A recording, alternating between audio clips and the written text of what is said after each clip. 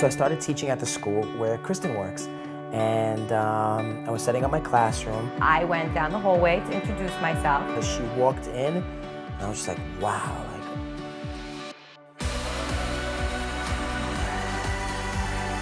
It was probably 2:30, 3 in the morning. Looked across the bar and I saw this blonde with a flannel shirt. And here Scott comes and asked me to dance.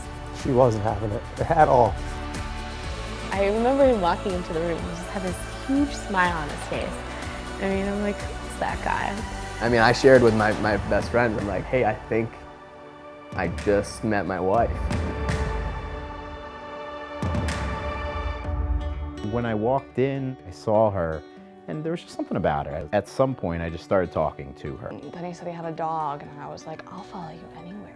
She was just nonstop on my mind, like, that's all I could think about. I called like all of my friends and I'm like, I'm crazy about him. I was like, I don't know what it is. I was like, I think I'm infatuated with him. And I got a text message from him and I was driving and I was freaking out. I was, oh my goodness, he texted me. How did he even get my number? Leaving the first date, I was falling hard and real quick. The next day I had to go to work at the gym. And, I walked in and I was just like, she's the one, man. Like, I just know.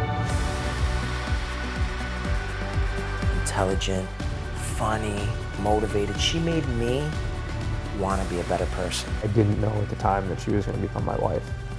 And now when I look back, it seems like, how could I not know that she was going to become my wife? I could see him as my husband. I could see him as the father of my children. Like, there just was never that moment where I was like, okay, I'm done. It was just like, more. I want more of a life with you.